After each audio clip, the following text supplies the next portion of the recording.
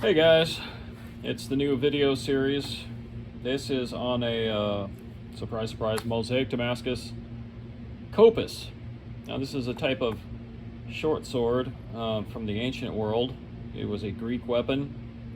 It is a recurve chopping weapon that also was an effective slashing and somewhat less stabbing weapon, but it was a pretty good all-rounder and had a heavy percussive hit up front. Single-edged sword. At any rate, I don't really take orders, but I selectively do sometimes for stuff that I think will be fun to make and kind of push my skills a little farther. And I have a few customers that fortunately bring me requests like that. So here we're coming up with a new pattern for this Kopis project. Now, I did some brainstorming here. I'm going to share with you some of the things I'm wanting to put into this. So, you guys have seen me make these sailor's crosses or stars before.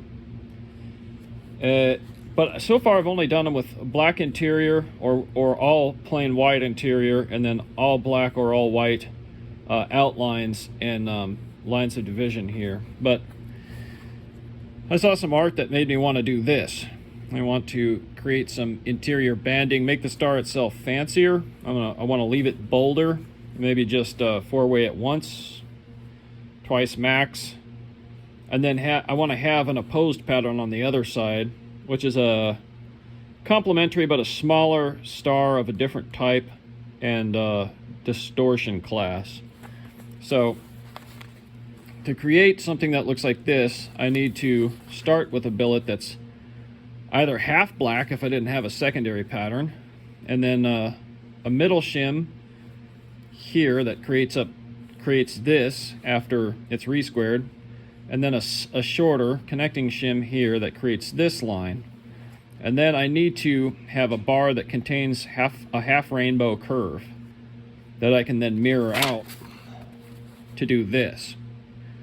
Then when I re-square that, this becomes a point, these become sides, these become points. So then I have 1, 2, 3 points with these turning into that in between. This is kind of like the rough idea. Now I am going to make a secondary pattern, and this is going to have this. My original sketch was 1 layer of C's, but the way it turned out, I'm putting 2 layers of C's over here, separated by a heavy black band that's going to make these points. Well, they're going to be points eventually. They're going to come out not connected to this star, separated a little bit from it, and then this will be a smaller star just made up of 2 layers of W's with 4-way distortion. So that's the master plan. Now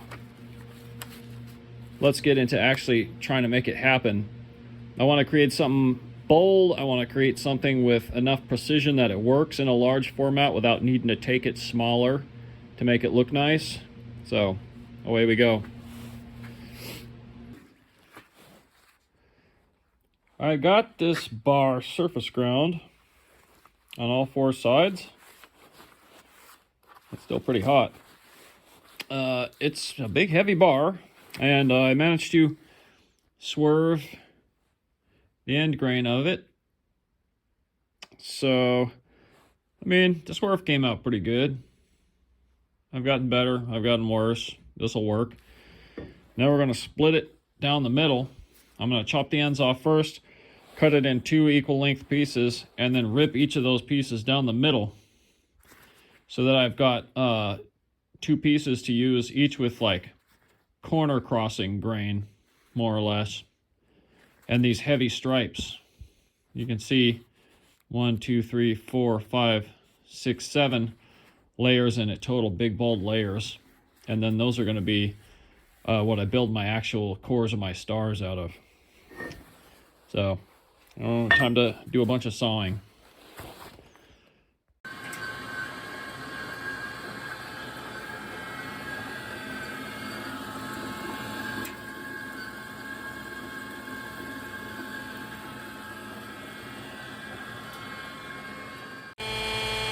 I set it up like this. I made a big rip plate the full length of the travel of this saw with an edge that's square to the travel of the saw at the static vise jaw, so that I can clamp this in the hydraulic vise. And then I've only drilled and tapped 3 holes so far, but I can add more as necessary. This is basically a pallet that I can then set whatever I want to rip on or cut on, and then use these milling machine style like toe clamps here to clamp it down. I do need to make sure that the scribe line here is parallel to the travel of the saw. So I measure from the scribe line to the blade here, 1 1/8 in the center of the blade. I run the blade all the way up to the other end of the piece. I'll run it to the middle, you get the idea. And then, I'll check it at various points. 1 1/8 to the center, just to make sure that my direction of travel is parallel to my center line. Now I'll feed the saw back. I'll loosen this so that now I can scoot this around. And I'm going to position this in the vise so that the blade is right on the center line of the piece to start the cut. And that's about as good as I can do. I got the blade tension up pretty good, and I got the guides running pretty tight, tighter than I'd like to run them without coolant, that's for sure. So even though the blade is half-ass dull, hopefully it'll cut a straight line, and I'll do some video of that once I get cutting here.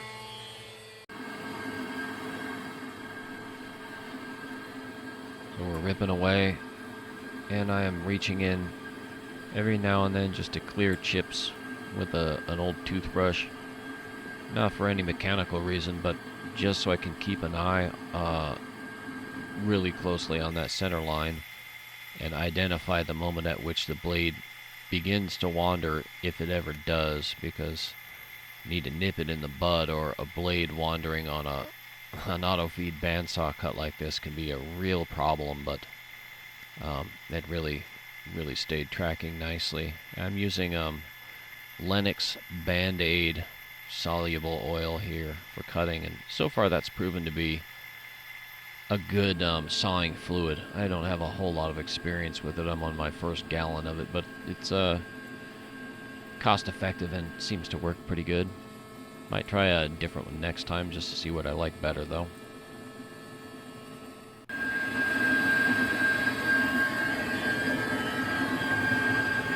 Man, this thing cuts as straight as a laser. This block is like 1 inch thick, 2 inches wide. And this thing is just sawing it like butter right down that center line. Look at that. So good. Here's the first one I ripped. Easy peasy. I could just stand here drinking a cup of coffee and watching it.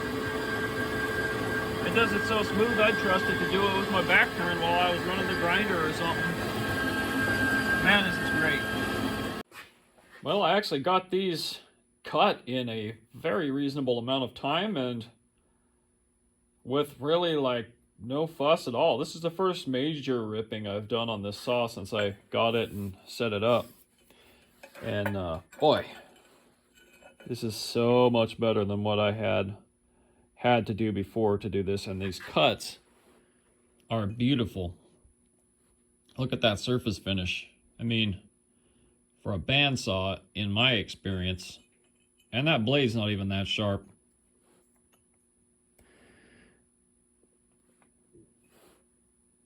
Gorgeous. Cut perfectly straight lines. Nice and cool. I did anneal the heck out of this bar before I cut it. That was important. Anyway, so now I've got these very nicely produced pattern elements. I'm highly enthusiastic. Now here I have the pieces that I sawed, plus the shims that I made to separate them to give the bright outlines of the star.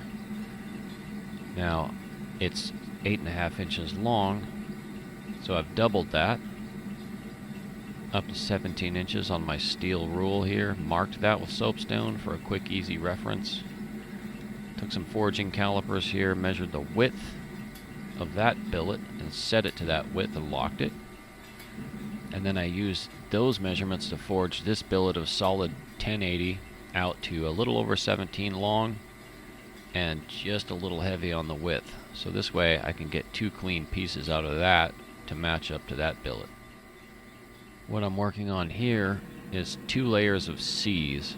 So it's like a very coarse W's at this point. Lots of oil on that one, you can tell. And here I'm just getting the weld. It's just a 2-layer weld, 2 big heavy layers of C's. Don't want to test the welds from the side too much at this point. I've noticed with heavy bars, it's better to leave that for the second heat sometimes. Just get in a weld and go right back into the forge nice and hot.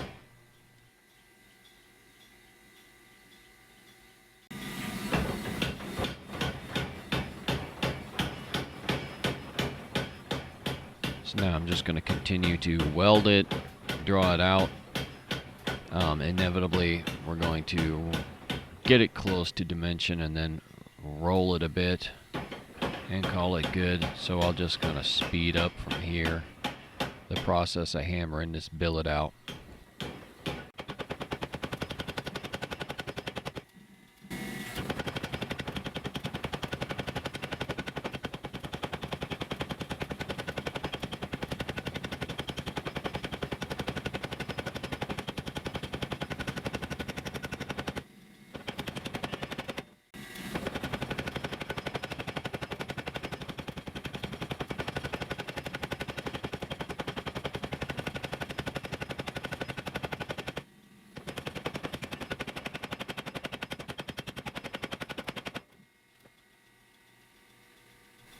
Here I've gotten fairly close to my finished dimension for now. It's a little heavy, and you're going to see this is what I often do. I'll take that billet before I put it back in the forge over to the rolling mill first and set the rollers to it.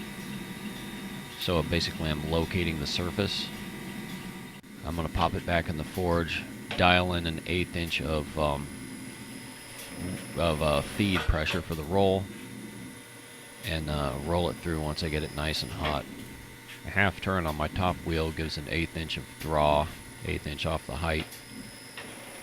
Usually I can get 3 or 4 rolls, maybe max per heat. So with that, this 2 layers of C's bars is close enough to finish dimension for now. That's going to be the last piece that we add to the billet, and I'm going to go grind the 2 bars of solid 1080 that I have in the other billet.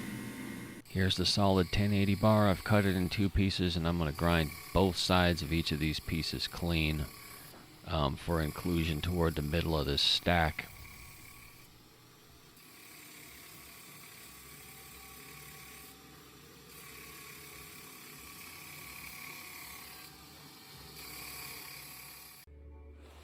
Well, I got the solid 1080 billet that was forged out, cut into 2 pieces in surface ground. I got that right here,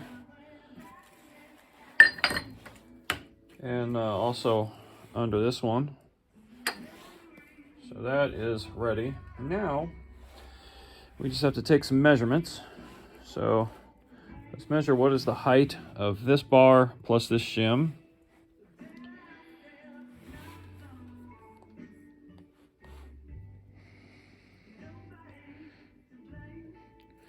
.143. So just almost 20 thou over 1 1/8 inches. So what we need is for the other side of the stack to equal 1.140-ish. So let's see what that's going to take. So this is 0.625, so that's almost exactly 5/8 of an inch. So we're going to need to add about a half an inch to that. 500, we're going to need to add like 520 thou by 1.9 wide.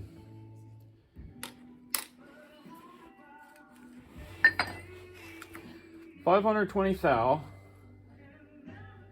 by 1.9 by 17 inches is the bar that we're going to have to roll out of our W's billet. So let me measure the W's billet and do a volumetric calculation to see how much we're going to chop off of that billet to make the remaining pieces of these two. Let me see how well I can explain this. So here's my scratch paper. What I could find was an old handle pattern, and I used my phone calculator. I'm actually taking this video on my phone, so I can't show you the operations on the calculator. But here's, roughly speaking, what I did and why. So the height of this side of the stack is 1.143 inches. I'm building the other side of the stack now, starting with this. Now I need to add more thickness, or height if you like, to this side of the stack so that it equals the height of this side of the stack, so that when I re-square it, this becomes the point of a star right in the corner of the billet where it needs to be. It won't be in the corner if this is not halfway up the stack at this point. So the height of this right now is 0.625 inch, and the width is 1.90 inch. So I need to find surface area of the piece that I need first. So I need to add 0.518 to this to make it be the same height as this at 1.143. So 0.518 by, it would need to be 1.90 wide, would give me a piece that is, do the math here, multiply, 0.984 in surface area of the end times 17 inches long to cover both of these. They're each 8.5 inches. So surface area of the end, 0.984 times 17 inches in length, gives me 16.731 cubic inches volume of steel is the piece that I need to give me enough volume to split into two pieces, one for this one and one for this one.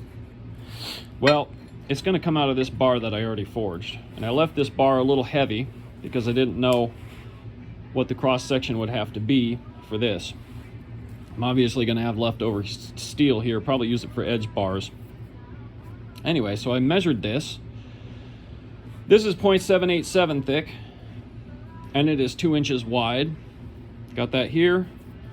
And when I multiply that, 0.787 times 2, I get 1.574 inch is the surface area of a cross section of this bar.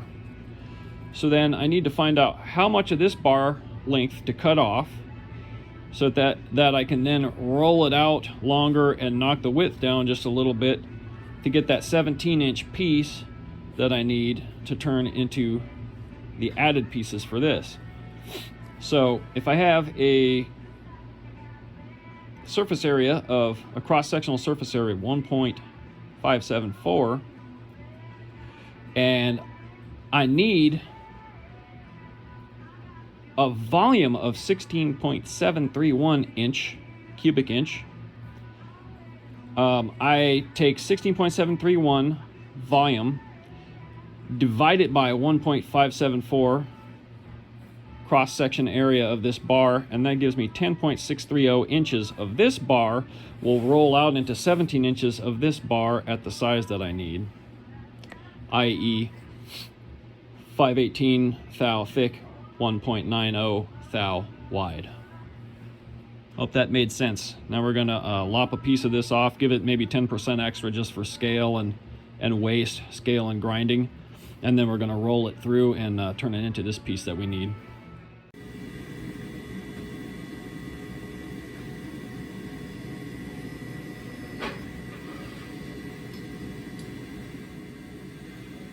Rolling them out an 1/8 inch less cross section at a time.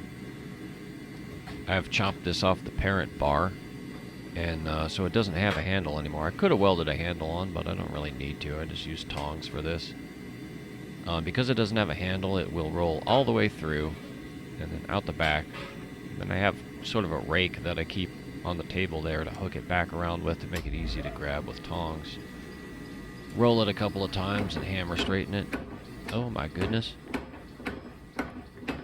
I was charging up my gimbal at this point and figured, it'll be fine to just do a couple little hammer shots for straightening, but boy, when you put your tripod next to the hammer and don't have the gimbal on, it's back to liquefying the ground under the camera and just shaking it all over the place, like the old days.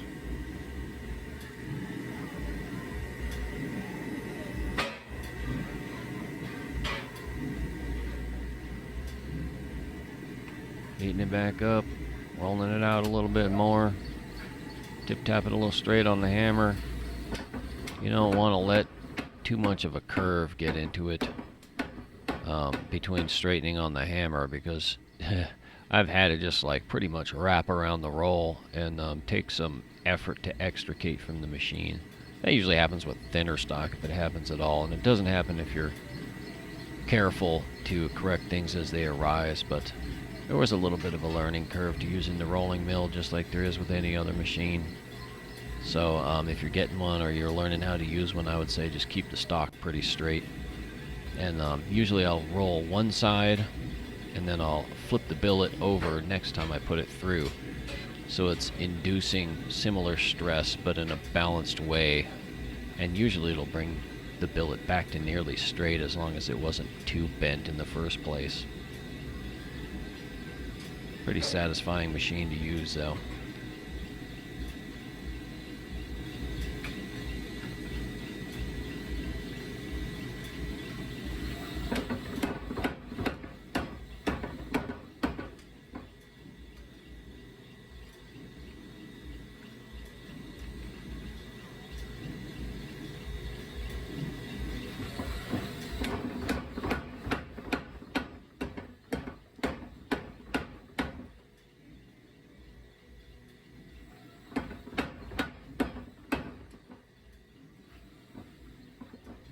So here again I'm using that shop-made 22-inch long steel inch ruler just to make sure the billet's long enough, and I'm using calipers that were set to a little wider than the width that I wanted to make sure that the width is good, and another set of calipers to check and make sure that the thickness is good too. And my calculations proved nice and accurate. The billet rolled out to just the size that I wanted and a little heavy left for grinding. So I'm just giving it a little tip-tap straight, and that'll do it for this video. Stay tuned for the next video in which we put this stuff all together and forge weld it, re-square it, and hopefully get that end grain picture that we want.